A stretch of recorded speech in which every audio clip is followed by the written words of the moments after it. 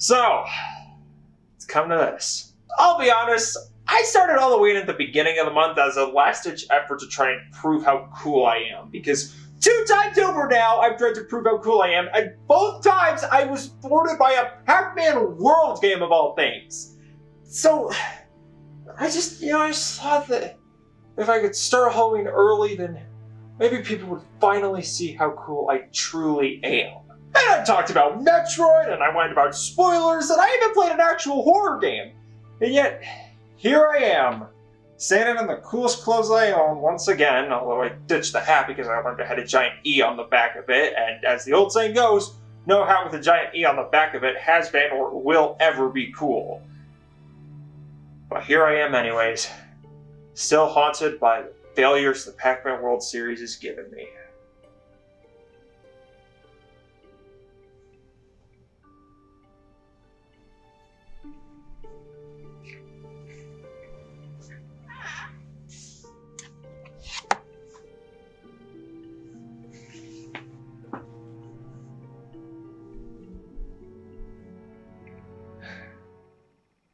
It's time to finish what we started.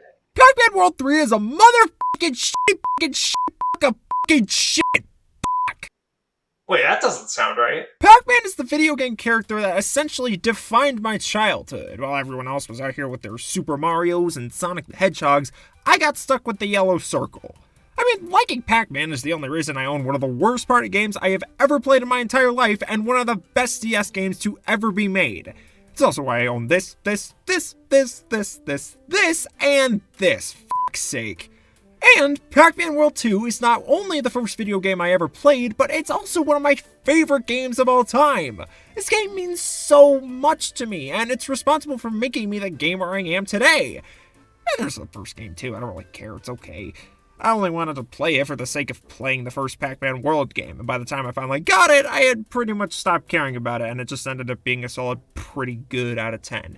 However, I, as a 7-year-old, was still trying to get my hands on as much Pac-Man stuff as I possibly could. So, one day I went on the internet store or something, probably typed Pac-Man into the search bar and just scrolled and scrolled, seeing all the cool things I could own of my favorite yellow sphere when I finally see it, Pac-Man World Rally.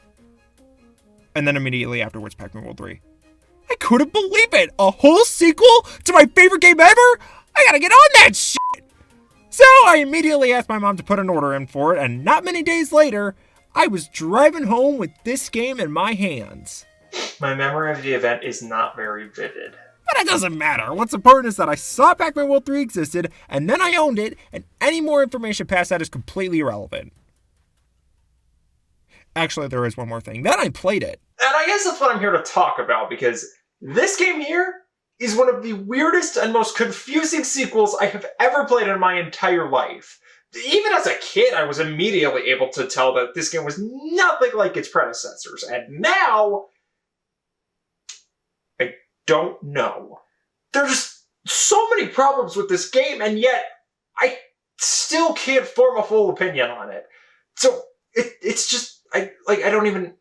You know what? Okay, whatever. Let's just do this. I got a bottle of water on standby. Strap myself in. Let's get this over with. Problem number 1. The 3 in the logo is a different color than the text. We're off to a great start. All right. Stupid ass game. Wait a second.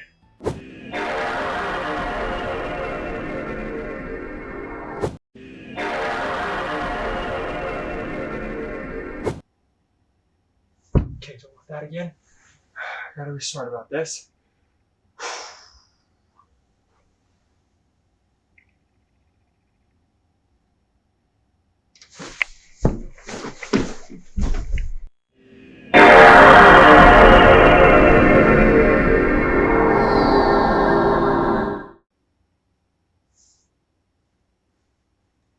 Aha! Finally avoided rupturing my eardrums even further. Suck it! Ow. Alright, problem number 2. The 3 is now the same color as the text. Why the f*** is it a different color only on the box? Nope. Haven't even started the game yet. Now then, let's see what we got.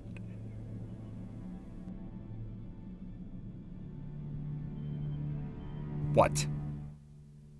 Did a fucking nuke drop? Why is the music so depressing? Remember the first Pac-Man World's main menu theme? That energetic big band style sign that really drove home the 20th anniversary celebration they were going for? Remember Pac-Man World 2's main menu theme? A little less bombastic, but still very joyful and upbeat. And then there's Pac-Man World 3's main menu. I have no words. Well, I guess we got nothing better to do than hit new game. Oh Lord, the golden fruit are on the tree. Spooky's on the loose again. Oh dear God. Is that why the music's so sad? Because Spooky's on the loose again and it's the fucking apocalypse? Also, clearly Pac-Villa just gone through some renovations because everything looks roughly 200% bigger than it was in the last game, and also it looks like everyone's colorful roofs have been replaced with leaves. What? Hey, look who it is! It's Miss Pac-Man and Junior Pac-Man. I guess that divorce subplot from the last game was resolved. And they've even got some voice acting going on. That's pretty cool. Good for that. Did someone say cake? Sugar stuffed power pellet a l'orange. What? You shouldn't. Well, you only turned. Problem number 3. Thanks, honey. You and Junior are the best presents I ever had. Why does this make me so uncomfortable? Like, it's just so, it's... You know what it is? Look at this, and then tell me what he sounds like. It's a lot harder than it sounds. I think it's because Pac-Man's design is so simple that really any voice would fit him, and for that reason, no voice fits him. Like in the first Pac-Man world, he sounds like this. This is the only time he speaks in the game. In Pac-Man World 2, he sounds like this.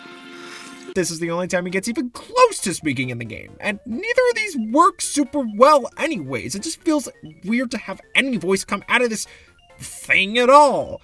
And if you, for whatever reason, come in with the counterpoint that, oh, well, Kirby's got a very simple design and he's got a voice that fits him, then I've got a couple things to say to you. 1, why are you trying to fight me on this? 2, why are you bringing Kirby into this? How is that relevant? And 3, a big aspect of Kirby's design is that he's cute, and so he's given a cute voice to match. But, like, I wouldn't consider Pac-Man cute, so it's not like you would be able to give him Kirby's voice and have it work. But now, Pac-Man's out here constantly speaking full sentences, and he sounds like he's a 35-year-old man. Speaking of which, let's do some digging on these actors. Alright, we have Martin T. Sherman, who would go on to work on the movies Captain America, The First Avenger, Leap Year, and there's a couple Lego games, and so much Thomas the Tank Engine, like so much, holy shit, man. Then there's Eric Myers, who's got quite a bit of video game voice acting work, like Killzone, Driver San Francisco, and Fatal Frame Made in the Black Water, Xenoblade Chronicles 2! I love that game! There's Stuart Milligan, who's in Wonder Woman 1984. Sure, yeah, let's go with that. We got Mindy Lee Raskin, who's known for Pac-Man World 3, John Gurasio, who's in Connect Sports, Regina Reagan, who's known for Pac-Man World 3, and then there's Garrick Hagan, who's got movies like Charlie and the Chocolate Factory, and Mission Impossible, The Message, Star Wars. Star Wars A New Hope. Okay. That being said, the voice acting is not bad at all. Like, everyone is clearly having some fun with this and putting some actual effort in. But some of the junk they're saying may be absolutely insane and they may never shut up, but it's not bad, which simultaneously makes sense and no sense at all. On the one hand, it's Pac-Man, one of the biggest names in video games of all time. Of course, you would try to get some actual good voice actors, and on the other hand, it's Pac-Man World 3. Anyways, where were we? Oh, yeah. 15 seconds into the game. We're gonna be here a while. So, as we come to terms with the fact that Pac-Man speaks now... Funny. My pack sense is tingling. Are you fucking kidding me? So, on Pac-Man's 25th birthday, just before celebrating with his family in his front yard, Pac-Man begins rapidly teleporting all over Pac Village. Suddenly, he's teleported 100 feet in the air, and before he can hit the ground and die and prevent me from playing the rest of this game, he's teleported away one last time, and all we're left with is a lingering shot of his blown-out birthday candle before we finally start the nightmare that is Pac-Man World 3.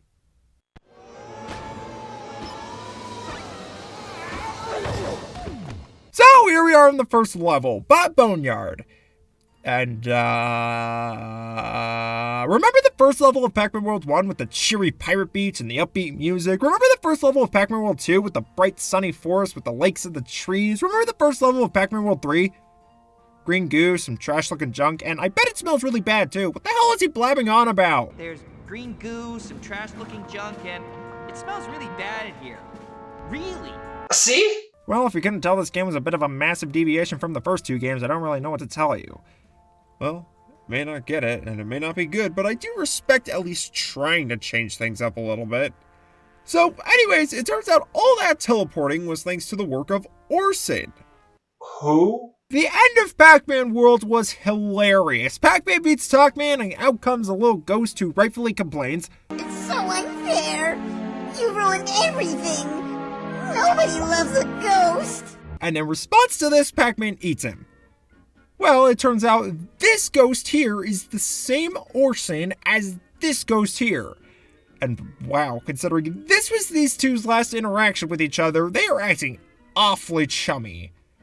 Well, whatever. So Orson wants Pac-Man to come to his outpost to help him out with something, and he would just teleport Pac-Man to him, but we need an excuse to play the video game, so the teleporter is broken. And so now we get a quick breakdown of the moves at our disposal. We've got the Return of the Reveral, and it's actually good now! They finally let you jump out of it and carry the momentum into the jump, hell yes! And then we've got the butt bounce again, and it's actually awful now, what?! So, in the previous two games, the butt bounce could be used to gain extra height, and you could spam it endlessly, and it was just really satisfying to use.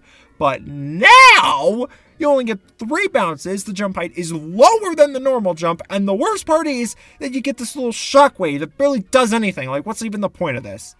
But the big new addition here is, they took out the ability to spam the cake flip, and now you can only do it to stop a rev roll. Oh, and Pac-Man can punch things now. Excuse me? Alright, so Combat is the new name of the game here, except no, it's not. Pac-Man's got a 3-punch combo, and that's it. Well, I mean, you can also butt bounce things and rev roll into things, but the butt bounce only gets 3 bounces before you have to jump into another string of bounces, and the rev roll has to be charged up before you can launch into anything. The punch is the quickest move at your disposal, because while it's only a 3-punch combo, you can chain those 3-punch combos into each other much faster than a 3 butt bounce combo. But like, that's all you got. 3 punches or 3 bounces. You can't, like, combo a punch into a butt bounce or vice versa or anything else to mix up the combat in any ways, or it just boils down to... Wow, I'm getting serious deja vu from this. And the problem is, as the game progresses, the enemies get more and more health, but you can't upgrade your attacks or anything to counter that. So as long as the game continues, you're just spamming circle for longer and longer with each enemy. Which makes me question what the point of adding the punch in the first place was. If you're going to make combat a core part of your game, you have to either go all the way with it, or you have to have your enemies die in a single hit. You can't have this middle ground, or your game is going to get really fucking boring really quick. Okay, well, actually, I guess there is a little more variety to the combat, but we'll get to that later because I'm still only in the first area of the first level. I'm only slightly starting to regret this. Alright, so Pac-Man makes his way through the Boneyard, which all in all is a pretty good tutorial level. You got a bit of backtracking and a bit of button pressing to eventually move this bridge into position so you can cross this goo river, except for some reason you can't rev roll from up on this ledge down to the bridge. Why? But you beat up these monsters and destroy these robots, which upon asking Orson about them, learns they were made by some creep named Irwin who...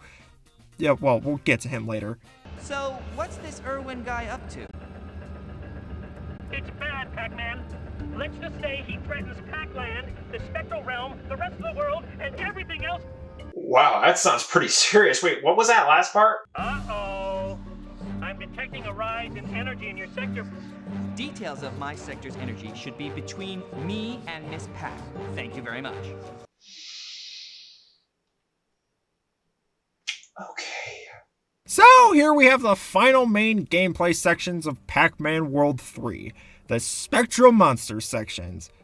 Alright, so you know in the previous two games where you had these ghost sections where you would just get a couple ghosts and a power pellet to eat them, except they were also completely optional so you could completely ignore them? Well, the Spectral Monster sections are exactly none of that. Well, aside from the power pellet to eat them part. So essentially you're thrown into a little arena and this vortex thing will pop into existence. And then it'll start spewing out the Spectral Monsters. So you go and grab a power pellet and chomp them. Sounds simple enough. The problem is that the Spectral Monsters just keep coming. They only come at like 2 to 4 at a time, and there's like 4 waves per vortex, so these sections just take forever. Wait for the max amount of monsters to come, grab a power pellet, eat the monsters, wait for the max amount of monsters to spawn again, wait for the power pellet to respawn, grab the power pellet, eat the monsters, rinse and repeat until they finally go away. The thing is, if you have a power pellet and the max amount of monsters isn't out, then the monsters that come out of the vortex afterwards won't be blue. Which does make sense, but then you're stuck waiting for a power pellet to respawn, and it's not like these things are hard to dodge or anything, so it's really boring. If there wasn't a limit to how many Spectral Monsters could be out at a time, then that would make for a bit of a more interesting risk-reward type deal. Do you wait for all of the monsters to come and try to eat them all in one go, or do you eat them in waves to be safer but also take more time? But nope, it's just waiting, and it's not fun. So after we slog through all that, we come across the Galaxian! Well, I am glad to know the maze gameplay is still here, although not sure how I feel about the maze being based off this gross trash pit area.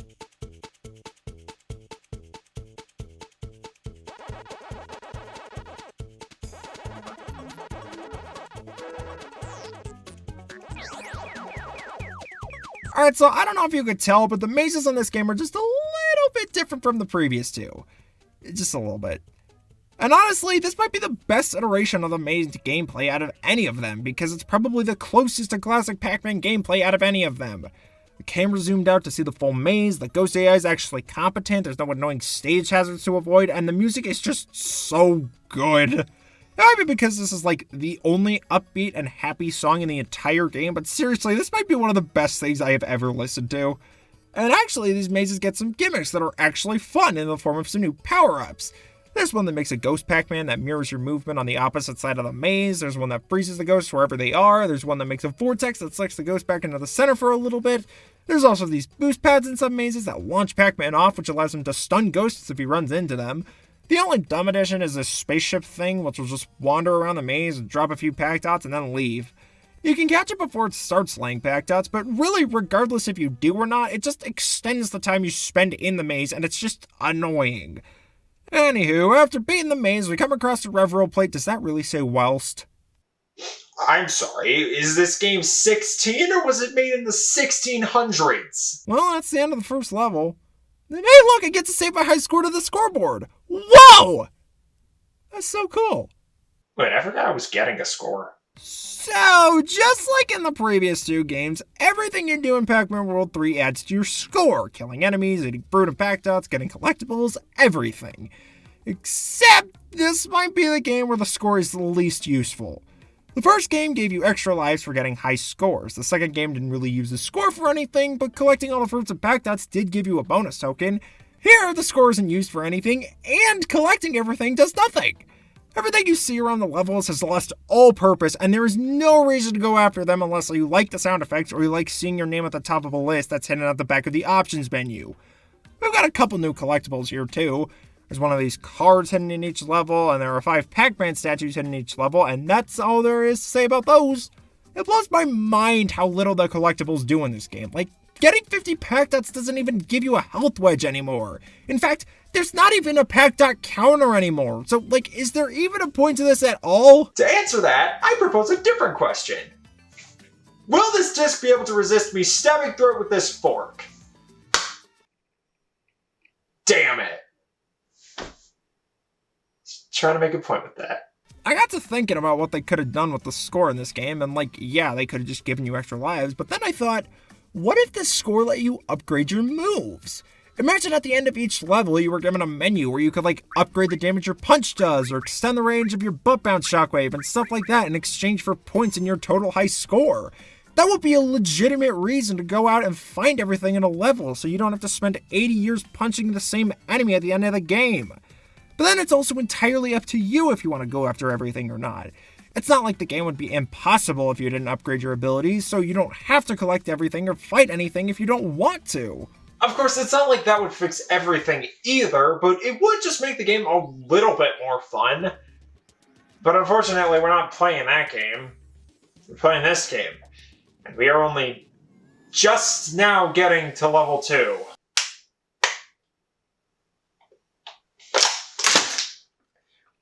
I'm gonna need a refill. So here we are in the Banni Wasteland. We're just jumping straight into it, huh? No level select, no world map, no hub world, no nothing. Fine, whatever, I don't care. This level introduces us to the last bit of the combat. Well, a piece of the last part. See, Pac-Man World 3 introduces new kinds of power pellets that give Pac-Man special combat abilities. This one here is the Ribbon Loop power pellet, which leaves a trail of light behind Pac-Man, and when he makes a circle with the light, it creates an explosion which damages anything inside the circle. It might just be running, but it's kind of satisfying to use, although it does get pretty repetitive after a while. So, nothing of note really happens in this level other than Orson trying to introduce lore into the Pac-Man World series, and he starts blabbing on about some race of beings called the Ancients, and, it's really hard for me to care when I'm half asleep, so I think he should just give up. Actually, I lied. This level reintroduces one more thing, Pac-Dot chains. Except now, instead of flipping a switch and the whole chain instantly appearing, you got these little stations that have to shoot the whole chain out before you can use them. I don't like the Pac-Dot chains in this game for 2 reasons. See, in the first 2 games, they were used to take you to a new part of the level through a cool set piece or to take you through a secret area. But here, well, sometimes they do take you to parts of a level you actually want to go to. Half the time they just take you 5 feet away from where you just were, and it's like, thanks, why did I do that? And the other thing is that some of these chains need a crystal to activate, and you need to find a crystal that's the same color as the chain shooter station thingy. Except a good majority of the time they're just sitting a foot away, so what's even the point of having the crystals to begin with? If there were multiple chains of one color in an area and you had to take the crystal out of one chain and put it in another, or you had to really look for the crystals, if they were really hidden, then that would be one thing. But this is just break the box, grab the crystal, and put it in the chain sitting 3 inches away. It's dumb. Anyways, Pac-Man wanders around the desert for 30 minutes and finally arrives at Orson's outpost. Orson, I'd claim to be pleased to see you. Why? Listen, I like that they brought Orson back. At least we have something to connect this game back to the previous games, aside from them all having World, Pac, and Man in the title. But again, this was their last interaction with each other. There was no reconciliation, there was no laughing it off, there was none of this friendship the game expects me to believe these two have. Anyways, Orson explains to Pac-Man that this Irwin character is siphoning energy from the Spectral realm and has supposedly kidnapped Blinky, Pinky, Inky, and Clyde. So Orson's sending Pac-Man up there to see what's going on. But before that, I want you to help me calibrate Pac-Man. Pac-Man? You have a new Pac-Man? A new big giant robot Pac-Man? Ah yes, the robot from the first game that terrorized you and your family. That is clearly something to be excited to find there's a sequel to. So the Pac-Man tutorial starts, and wow, would you look at that gameplay? Would you see that? There's some gameplay. I'm moving the stick around and holding square. Moving on. But before we can play the game anymore, we get a quick cutscene where we're introduced officially to Irwin for the first time. What in the fresh hell is that? Anyways, it looks like Irwin's only captured... Wait, hang on a second! They got the fucking ghost names mixed up again! In both Pac-Man World 2 and 3 now, they have gotten Blinky and Clyde's names backwards, and I don't understand why at all. But whatever, we're talking about Irwin now. I'll be honest, I actually do kind of like him as a villain. He's not super complex, he's not super threatening, but you know what? Sometimes you need a villain who's comically evil and also comically stupid, and Irwin fills that role perfectly. He's got an annoying squeaky voice, he wants to take over the world to shut down all chocolate factories, destroy all kittens, and build statues of himself because they make him look tall. He's evil for the dumbest reasons ever, and that's why I like him. Holy shit, I do actually have good things to say about this game. So next we find ourselves in, If my calculations are correct, and they are, you're in the Spectral Realm just as planned. See, there's that name, Spectral Realm again. Alright, I'll be honest, I wasn't paying attention to the exposition. What is this place? So this is where all you ghosts come from. This is where the ghosts come from? What about Ghost Island? I thought that was their home. What is that then? Just a vacation spot? Okay. So here we are in the Spectral Realm to rescue Pinky, and this is probably where you'll start to notice that all of the levels in this game are really fucking long. Especially the Spectral Realm levels. These levels just drag on and on for so much longer than they need to, and there's just something about them that makes them particularly... These folks at 3 o'clock, Pac-Man. I don't know, I just can't figure out why these levels take so... They just feel so much longer than any level. Will you please get that out? Yes, since we are now in the home of the ghosts, we are also in the home of the spectral monsters, and thus these levels are filled with them. And if you remember, these segments have an unhealthy tendency to drag on for way longer than is welcome or necessary.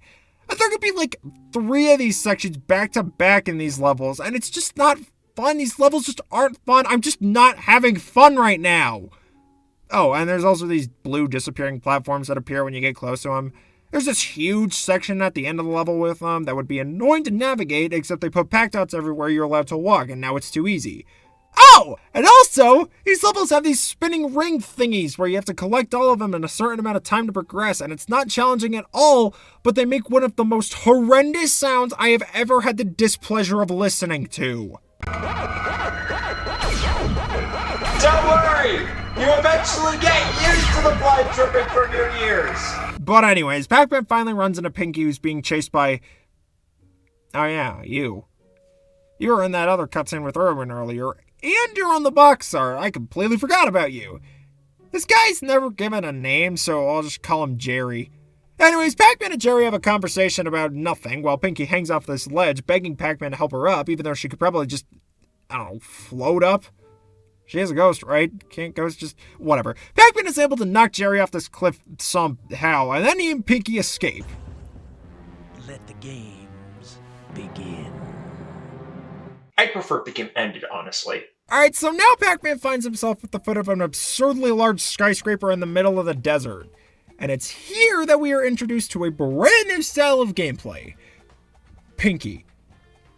Yeah, that's right, Pac-Man World 3 actually lets you play as the ghosts. Now, if you had to guess, based on everything else we've taken a look at so far, do you think the ghost gameplay is fun? I'll give you a hint. Damn it, again! So when you play as a ghost, a couple things happen. 1, you're given a much floatier jump. B, the screen gets this slight distortion to it, and it's really weird and kind of disorienting. And 3, you're given access to the ghost you're playing as a special ability. Pinky's ability is to make invisible platforms solid after charging up at what she refers to as a spectral fountain. This ability is used in a creative and slightly thought-provoking way maybe once in the entire game. And you play as Pinky maybe 5 times in the entire game. And most of those instances, you just get your 3 charges, solidify all the platforms or whatever you need to, and then switch back to Pac-Man. This first time you use her, you don't even get all 3 charges, you just solidify these 2 platforms and that's it. Oh, and also this is the last time Pinky talks until the last cutscene. She just enters the story and then immediately afterwards she leaves. But anyways, after you play as Pinky, you're introduced to New York Birdman. Hey fella, I'm in a jam here, buddy. Little bit of monster trouble. You look like you got a mean butt bounce on you, so, you know the drill. Okay, I have to draw attention to the character design, because what is the character design in this game? What the heck is anybody? Everyone's got wholly unique designs. You don't see any other characters that could be the same species as these guys, aside from the already established Pac-Man characters. If there was a bunch of bird people walking around this tower, then I would just accept it. Or if Jerry had a friend or something, then I would be fine with it. But the fact that these characters are singularities makes me question their existence. Whatever, here we're also introduced to a new kind of power pellet, the Super Stomp. It's okay. It replaces your butt bounce and makes the shockwave much bigger and stronger, but it takes forever to activate and is just kind of whatever all around. Wait, what are we even doing here? This is Gogekka Central. It's a big tower in the middle of the desert, and it's where Irwin has built his first Spectral Realm siphon. The mission here is to find it and destroy it. And you know what? I'll say that this is one of the levels that I hate the least. I like this part after you get up in the tower and you see the siphon, and it's enormous. This is just a really cool shot. It also introduces the Electroshock power pellet, which replaces your punch with a steady stream of electricity, and it would be my least favorite power-up since most enemies have to be shocked for a very long time before going down, but I actually like this power-up for the sole reason that it instantly obliterates these Saw Blade enemies. The level design here is kind of cool too, where you have to go down each of these two paths to create a bridge to the siphon, and honestly, I like the concept of what's essentially a city contained within a skyscraper. It's pretty cool. Also, this level introduces pole swinging, which isn't hard because there's no timing you need to learn to jump off the poles, you just hold the direction you want to go and jump. But it's generally inoffensive, and I appreciate it for adding some variety to the gameplay. Oh yeah, and Beetwings are also back. They were in the Spectral Realm too, but they're just infinitely less satisfying to use in this game compared to Pac-Man World 2 that I just choose to forget about them here. Anyways, to destroy the siphon, you need to use this Reveral plate to reveal the machinery, then you play a maze and win. What? No! No! No, no! No, no, no, no, no, no, please, no, no, please, God, no, please, please, please.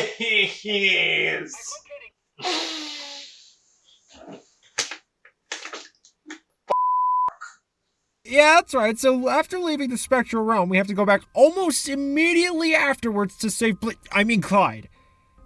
And yada yada yada, it sucks, yada yada yada, too many spectral monsters, yada yada yada, I'm about to have a fucking aneurysm, and boom, we finally reached Clyde. Oh wait, hang on a second, I forgot to mention the blinker platforms! Yeah, remember the disappearing platforms from last time? Of course you do, we were just here. Honestly, I don't even know why they bothered having a level in between these to begin with. Anyways, now there are these blinker platforms that disappear when you step on them, except they take so long to disappear, I don't even know why they bothered having them disappear to begin with. Okay, now we can save Clyde. We can save Clyde.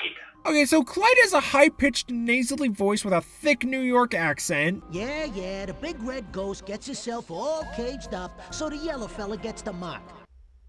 I mean, that's not the direction I would have taken his voice, but I'm gonna be honest, it kind of works. Alright, so funnily enough, Clyde is somehow even more boring to play as than Pinky, and all you do with her is make platforms solid. Clyde has this projectile move that can one-shot kill enemies, but what it's mainly used for is fighting spectral monsters when there's no power pellets for Pac-Man. You hit one of them once to turn him blue, and then you hit him again to get rid of him. And it comes out pretty fast, which means you can spam it, which means the gameplay is going to look something like, yep, you guessed it. Here's the thing, though.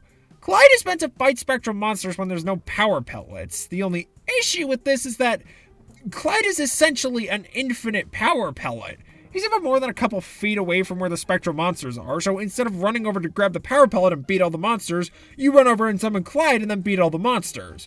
You're never forced to go through a tricky platforming section to reach the Clyde summoner. You never have to be in an area with spectral monsters, realize there's no power pellets, and then look for the Clyde summoner. Chances are you'll see the Clyde summoner before the spectral monsters even spawn, so it's just a different and somehow even more boring way to fight them. Clyde also has this super scream ability or whatever that can knock large objects over. Yeah, that's it.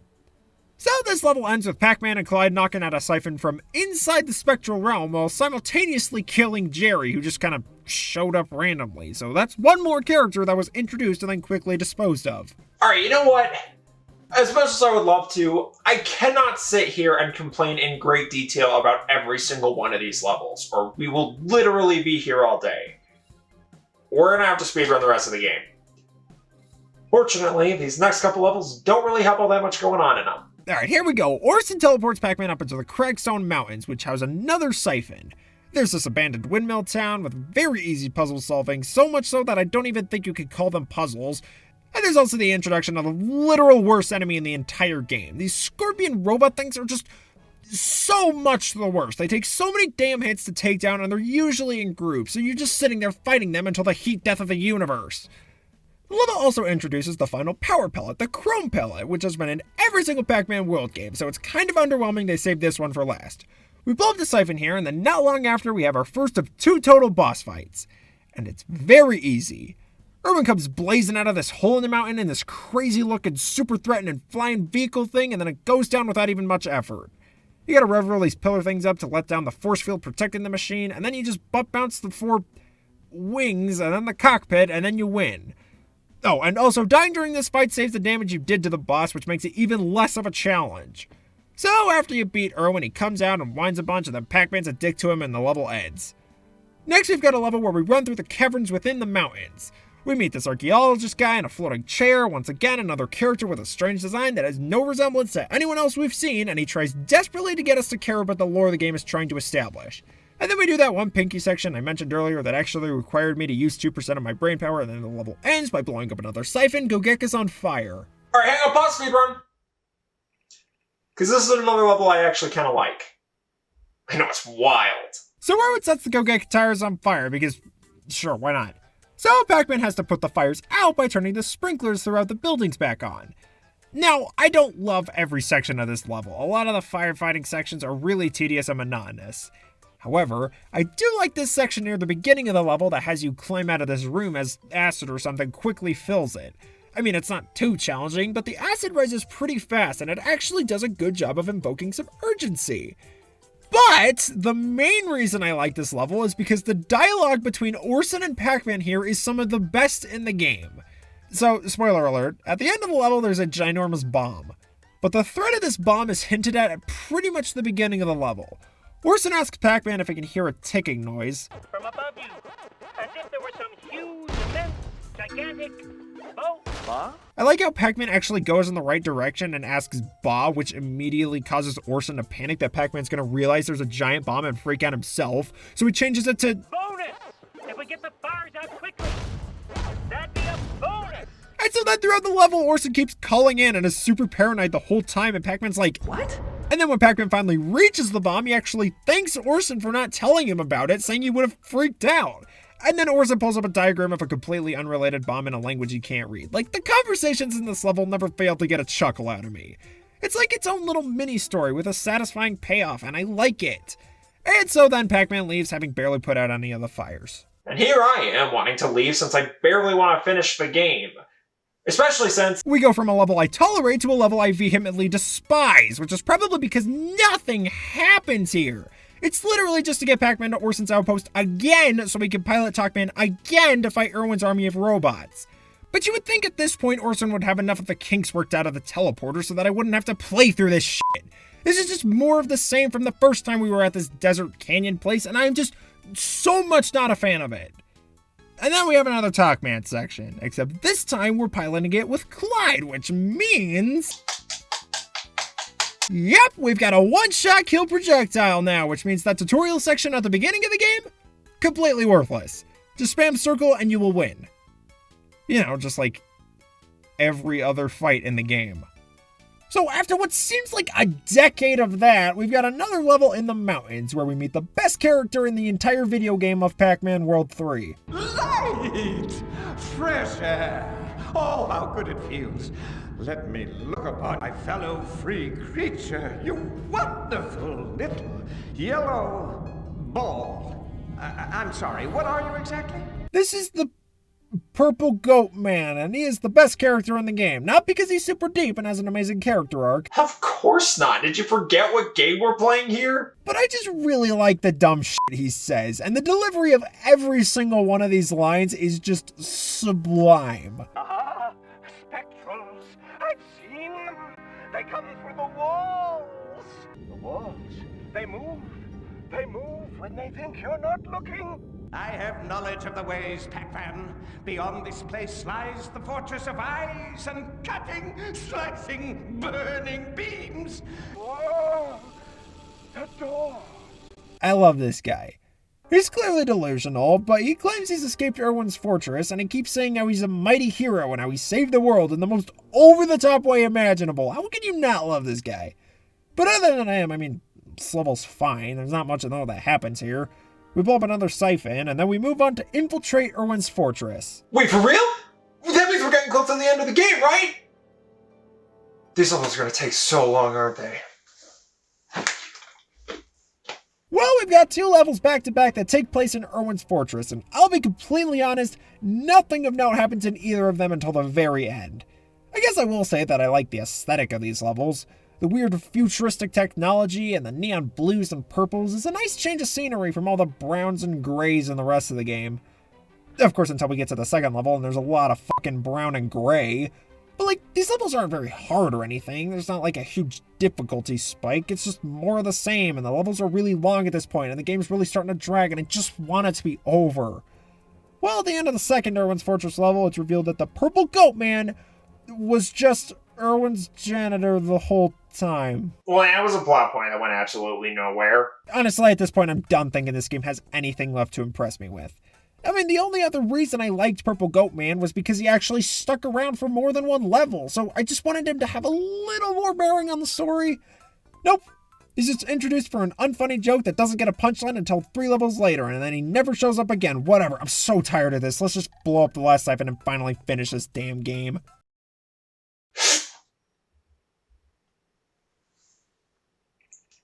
This is not good.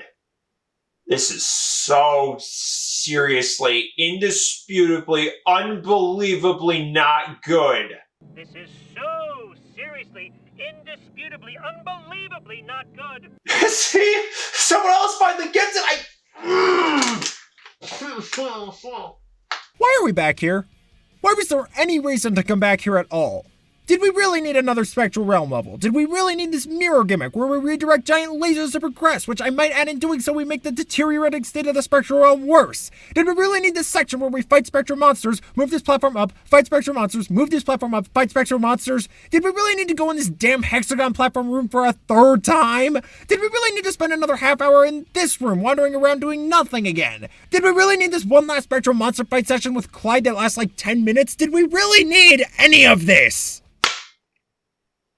And here we are at the final level. I cannot believe I'm finally at the end. What happens here? We fight a horde of enemies 3 times in a row, and then nothing else happens until 5 minutes later when we finally reach the final boss. Of 2 total bosses, might I remind you? But surely this will be tough. Surely this will test all of the skills I've learned throughout this adventure. Surely this may even use the ghost for part of the fight. Surely Irwin won't go down without a fight. It's already over, isn't it? Yeah, this is almost an exact repeat of the last boss. Except now there's 4 pillars you have to raise. Oh my goodness. If anything, I found this boss to be easier than the first one. I don't know, I just found all of his attacks to be easier to avoid this time around. So anyways, Irwin goes down, he and Pac-Man scream at each other for a couple seconds, and then he dies a very violent and gruesome E for everyone death. And finally, Pac-Man returns home to his family, who apparently just sat around for however many hours that was and just waited for him.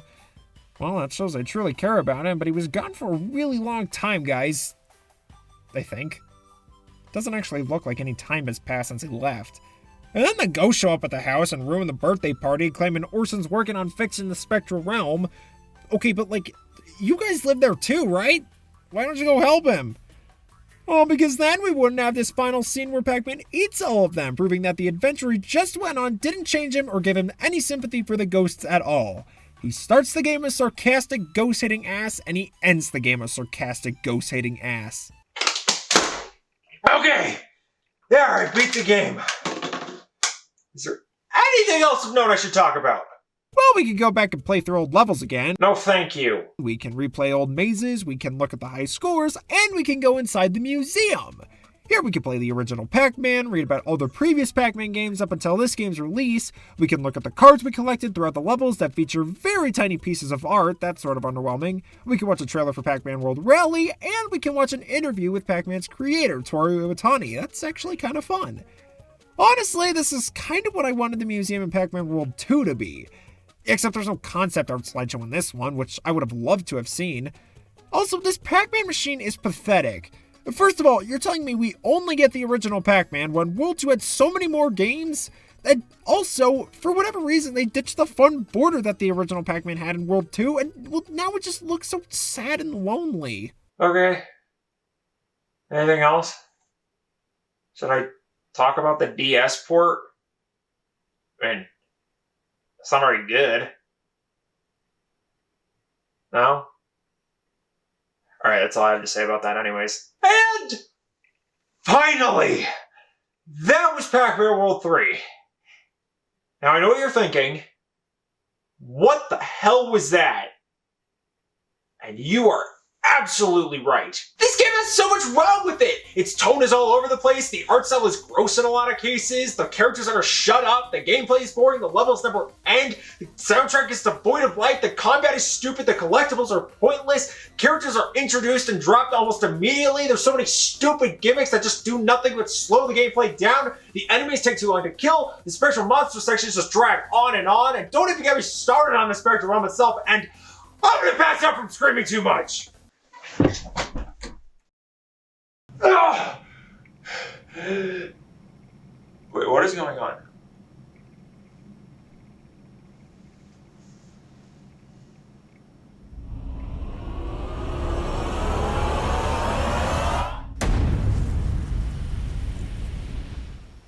What, the Pac-Man stuffy I got to replace my old one when it was chewed up by my aunt's dog? Yes. But I am also the embodiment of the soul of Pac-Man himself. Wait, I gotta check something. Yeah, that makes a lot more sense. Hey, pay attention! What happened to your voice? What do you mean what happened to my voice? Man, I just played an entire game where you wouldn't shut up. I know what your voice sounds like. What I aged. Excuse me? Kid, I'm like 40 years old, and I was 25 in that game you just played. I aged. Oh, yeah.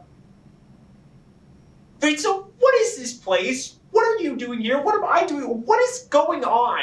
I'm here to yell at you. What? Listen, kid, what are you doing? What are you talking about? Your getup, the Halloween charade. What are you doing? What? I'm trying to prove to everyone how cool I am. And how's that working out for you? Well, it was going pretty well. I started Halloween early because everybody loves Halloween, and I just spent 40-ish minutes yelling at a game for existing, so that's pretty great, and I'm actually starting to perfect my pancake recipe. Shut up!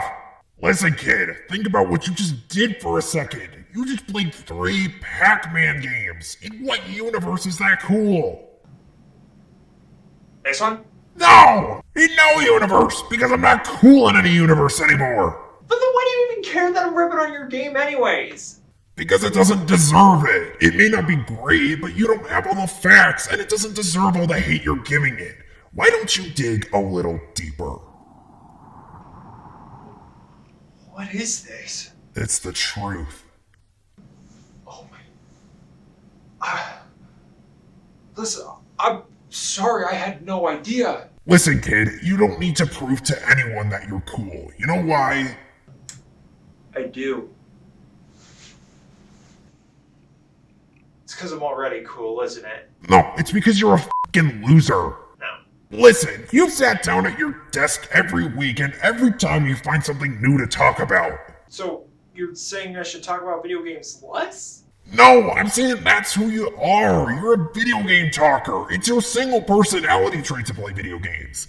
And now you've shown that to everybody, and you don't need to change that about yourself, and you don't need to try to convince others that you're something that you're not just to prove you're cool. Think about it. When is something being forced to be something that it's not ever worked out? You don't need to let the opinions of others shape who you are. I'm gonna let you in on a little secret. There's no such thing as cool. It's a made-up concept. Everybody's got something about them that makes them uncool. So don't judge someone on the outside until you know more about them. Because here's the real secret. The things that make us uncool are what truly makes us cool. I'm sorry, you completely lost me. You said cool so many times, and I have drinking so much vinegar, I cannot pay attention to anything for more than 3 seconds. Whatever. I think you know what you need to do. I do not, but I'm just gonna go along with whatever comes next. Exactly. Now get back out there and make this right. I will. Would you get out of your autograph? And finally, that was Pac-Man World 3. Now, I know what you're thinking. What the hell was that?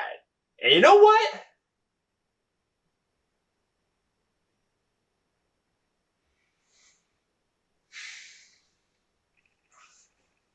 There is a perfectly reasonable explanation for why this game turned out so fucky.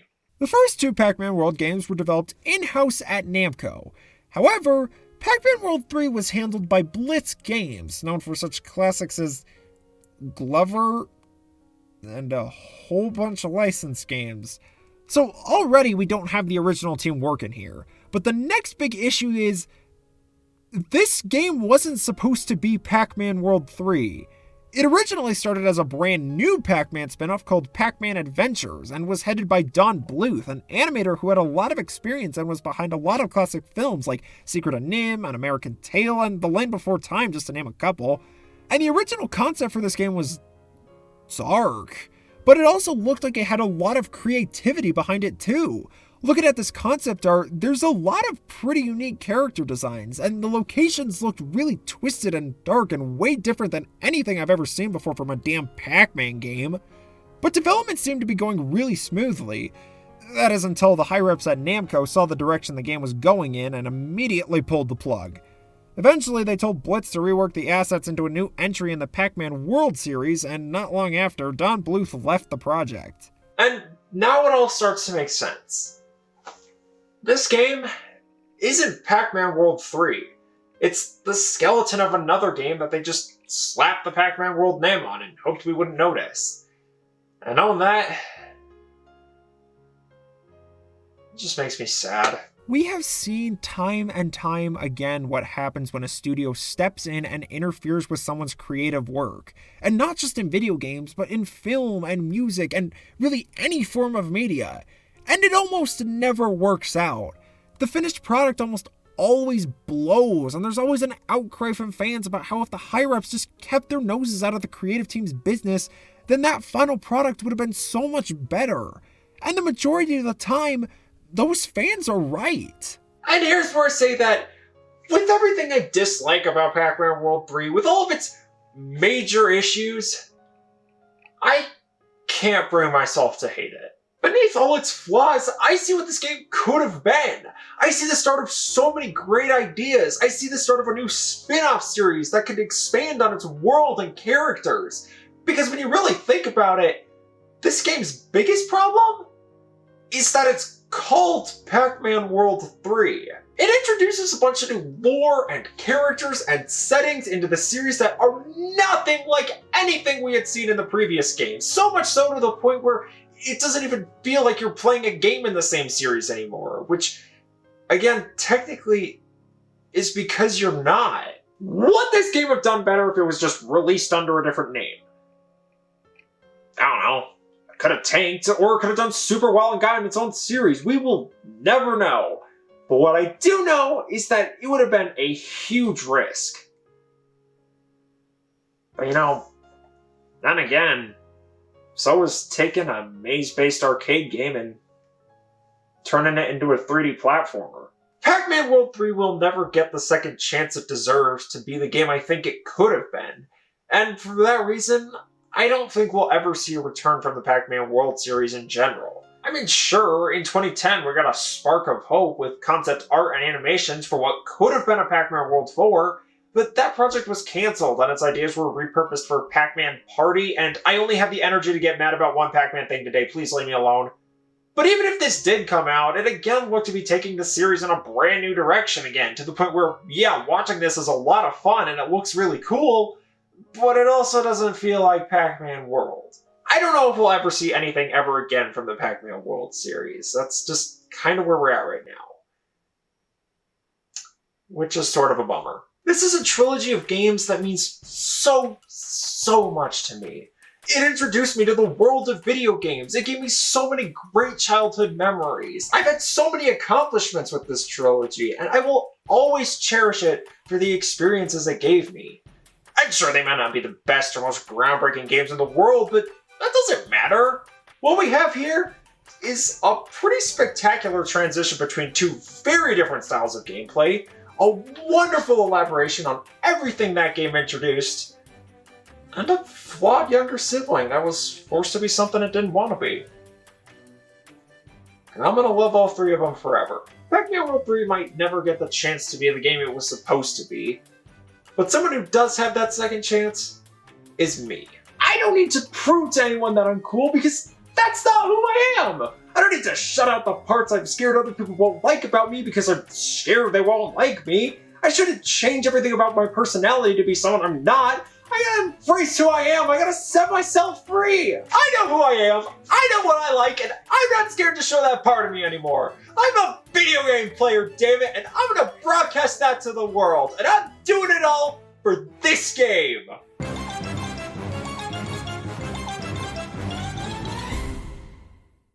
Alright, I'm gonna go check all the rest of my water bottles, make sure none of them are secretly filled with vinegar. This has been the worst 55 minutes of my entire life.